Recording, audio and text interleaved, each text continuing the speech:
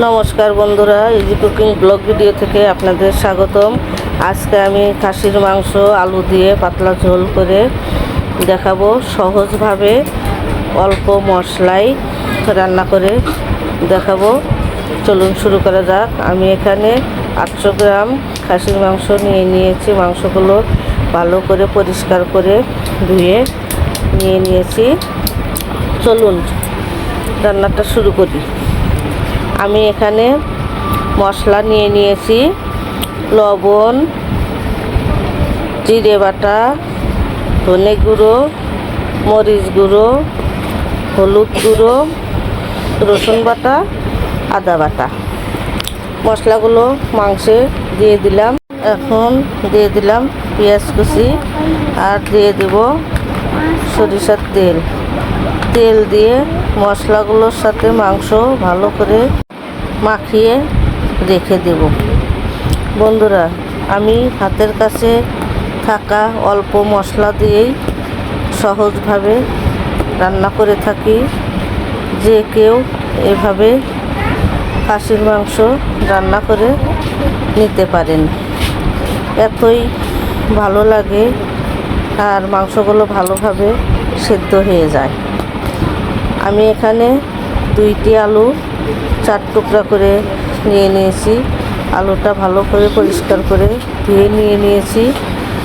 এখন এতে লবণ হলুদ দিয়ে দিলাম। লবণ ও হলুদ দিয়ে আলুগুলো মেখে ভেজে নেব। আমি চুলায় কড়াই বসিয়ে দিয়েছি। কড়াইয়ে তেল দিয়ে দিয়েছি। তেলটা গরম হয়েছে, দিয়ে দিব ফোড়নে 2 টুকরো দারচিনি, 2টো তেজপাতা, আর দিয়ে দিব 2-3টি সাদা এলাচ, আর দিয়ে দিব বড় একটা কালো এলাচ।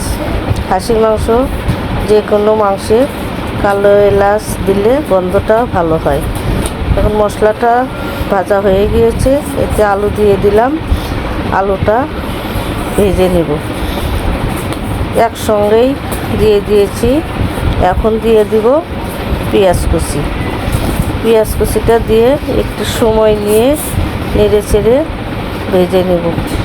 পেঁয়াজটা একটু লাল লাল করে ভেজে নেব।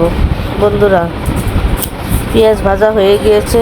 এখন মেখে রাখা মাংসগুলো দিয়ে দিলাম। বন্ধুরা, অতি সহজেই রান্না করে নেব। বন্ধুরা, এখন নেড়ে চেড়ে ঢাকনা দিয়ে ঢেকে দিব। দিয়ে মাংস থেকে যে জল বেরিয়ে আসবে, জলটুকু শুকিয়ে নেব।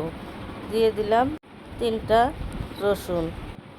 আমি রসুন খেতে ভালোবাসি। যে কোনো ঝোল তরকারি বা ডাউলে আমি এভাবে রসুন দিয়ে থাকি।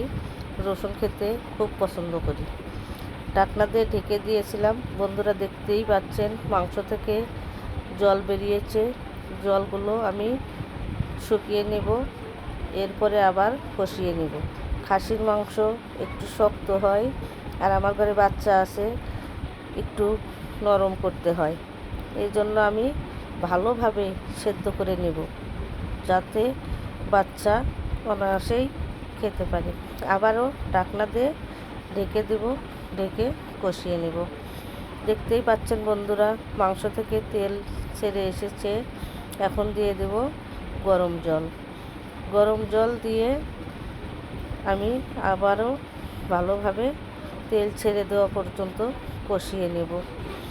বন্ধুরা, দেখতেই পাচ্ছেন মাংসটা সময় নিয়ে কষিয়ে নিয়েছি। তেল ছেড়ে দিয়েছে। আবারও আরেকটু ঢাকনা দিয়ে ঢেকে আরও কিছুক্ষণ কষিয়ে নেব। দেখতেই পাচ্ছেন মাংস থেকে কত সুন্দর তেল ছেড়ে দিয়েছে। বন্ধুরা, খাসির মাংস যত কষাবেন ততই ভালো লাগে এবং সেদ্ধ ভালো হয়। আমি দিয়ে দিলাম আবারও গরম জল। পরিমাণ মতো জল দিয়ে দিলাম। এখন জল দিয়ে মাংসটাকে ভালোভাবে সেদ্ধ করে নেব। বন্ধুরা, যে কোনো মাংসে গরম জল দিলে তাড়াতাড়ি সেদ্ধ হয়ে যায়। আবারও কিছুক্ষণ রান্না করে নিলাম। এখন দিয়ে দেব 2টি কাঁচামরিচ, আর দিয়ে দেব একটু লবণ কম হয়েছে, তাই একটু লবণ দিয়ে দিলাম, আর দিয়ে দেব দারচিনি গুঁড়ো। দারচিনি গুঁড়ো দিয়ে আবারও কিছুক্ষণ ঢাকনাতে ঢেকে রান্না করে নেব। আর বন্ধুরা, এখনও যারা সাবস্ক্রাইব করেন নাই অবশ্যই সাবস্ক্রাইব করে দিবেন। নতুন বন্ধুদের প্রতি অনুরোধ রইল, আপনারা অবশ্যই বেল বাটন অন করে রাখবেন, যাতে আমার ভিডিওটা অতি সহজেই দেখতে পান। বন্ধুরা, আপনারা আমাকে আত্মীয়, বন্ধু, স্বজন বা বড় দিদি মনে করিয়ে অবশ্যই সাবস্ক্রাইব করে দিবেন। এখন দিয়ে দিব আগের থেকে ভেজে রাখা পেঁয়াজ কুচি। পেঁয়াজ কুচি দিয়ে আবারও একটু ঢাকনা দিয়ে ঢেকে রান্না করে নেব। বন্ধুরা, এইভাবে অতি সহজেই খাসির মাংস রান্না করে নিতে পারেন। আর আমাকে কমেন্টে জানিয়ে দিবেন কেমন হয়েছে আমার রান্নাটি যদি আপনাদের ভালো লেগে থাকে অবশ্যই লাইক, কমেন্ট, সাবস্ক্রাইব করে দিবেন। বন্ধুদের মাঝে বেশি বেশি শেয়ার করে দিবেন। আবারও নিয়ে আসবো নতুন কোনো রেসিপি। এই পর্যন্ত ভালো থাকুন, সুস্থ থাকুন।